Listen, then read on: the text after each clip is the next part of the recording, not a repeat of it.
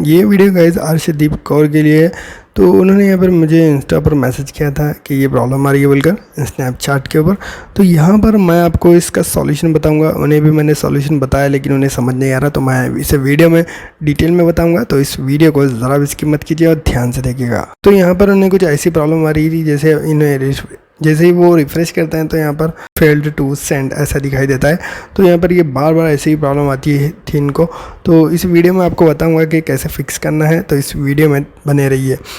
अगर आप इस चैनल पर नए हैं तो इस चैनल को सब्सक्राइब कर लीजिए, इस वीडियो को लाइक कर लीजिए। तो चलिए शुरू करते हैं। तो आपको क्या करना होगा, सबसे पहली चीज़ आपको मैं जैसे जैसे बता रहा हूँ आपको वही स्टेप कर लेना है गाइस। मैं पहले सैमसंग का बताऊंगा, अगर जो भी फ़ोन आपके पास है, अगर एमआई का फ़ोन है तो इसमें भी आपको बताऊंगा। सबसे पहली चीज़ आपको क्या करना होगा, आपको अपने फ़ोन की सेटिंग्स में चल जाना है, ऐप्स में चल जाना है। यहाँ पर आपको स्नैपचैट सर्च कर लेना है, स्नैपचैट में चल जाना है।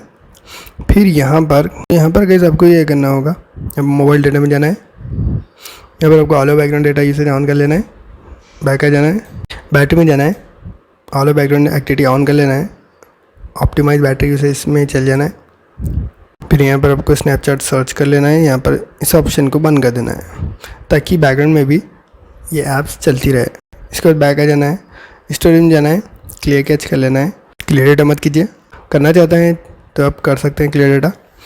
फिर से आपको नंबर डाल के लॉगिन करना पड़ेगा। बैक ले लीजिए। अब मैं एमआई के फ़ोन में बताऊंगा।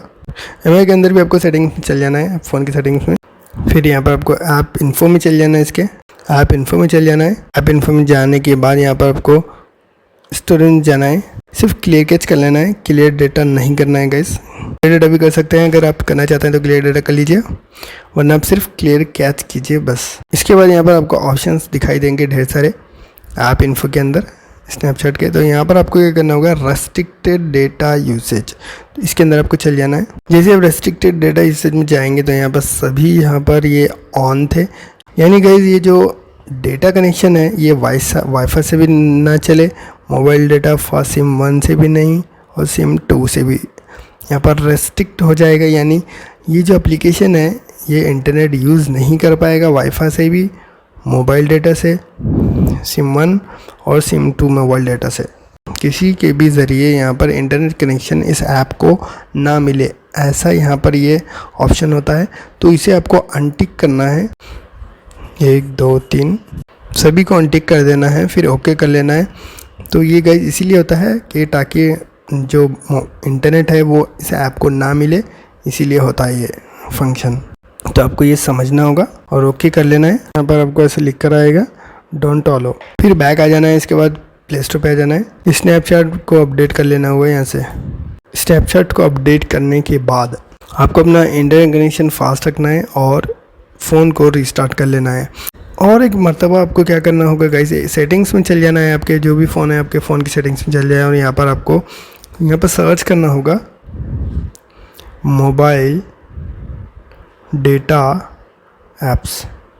यहाँ पर आप देख सकते हैं मोबाइल डेटा ओनली ऐप्स, ये एक फ़ीचर होता है गाइस जिसमें यहाँ पर जो भी एप्लीकेशन है उसे आप इंटरनेट कनेक्शन ब्लॉक कर सकते हैं, उसे इंटरनेट कनेक्शन जाता ही नहीं।